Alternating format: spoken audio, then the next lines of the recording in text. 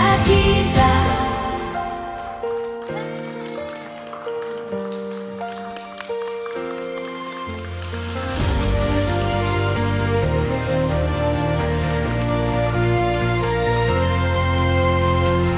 Dalam diam kita berdiri. Rasa dihargai sangat. Mak Esa tak sangka betul lah.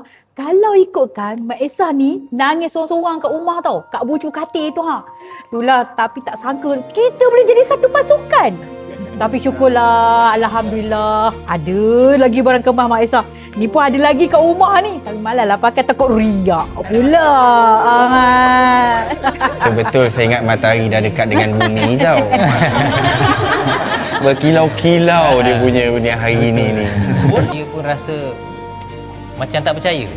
Dalam masa 30 hari je kita dah berjaya bantu tumpaskan 12 gudang haram.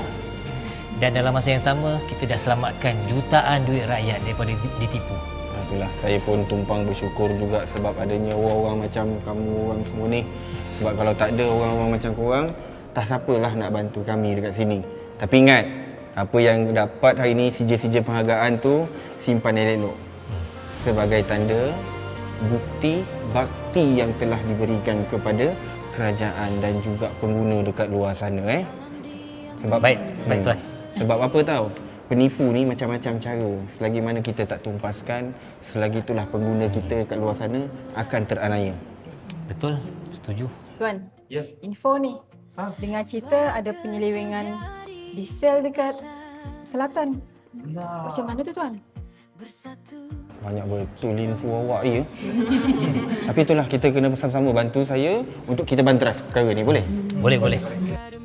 Kalau macam itu, saya balik rumah dulu. Kena tidur awak. Esok ada misi baru. Wah, semangat macam ni lah yang kita nak. Baiklah, kalau cikgu kata begitu, saya pun tumpang semangat.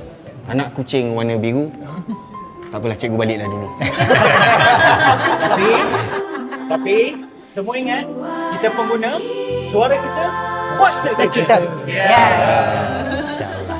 Okey, baik. Terima kasih.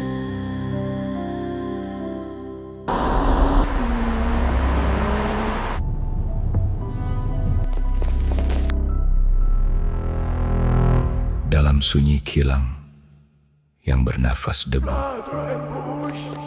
di balik pintu besi, rahsia bertahun menunggu.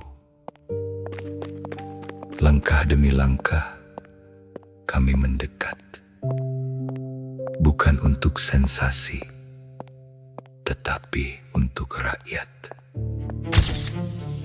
Kamera merakam bukan sekadar bukti, tetapi suara mereka yang lama disakiti. Harga dimanipulasi, hak dipijak. Keuntungan dibina atas jerit yang senyap. Dato Farouk, nama yang gah di menara kaca. Namun di sini, di lantai yang retak, kebenaran mula bersuara. Ini yang terakhir, bisik seorang pegawai. Bukan sekadar serbuan, ini penamat kepada yang lalai. Tangan yang selama ini kebal, kini tunduk pada undang yang kekal. Kepada pengguna, dengarlah ini. Setiap bersit, setiap sen ada erti. Kami berdiri bukan sekadar kuasa, tetapi amanah yang tak boleh dipersenda. Dan bila pintu itu akhirnya terbuka luas,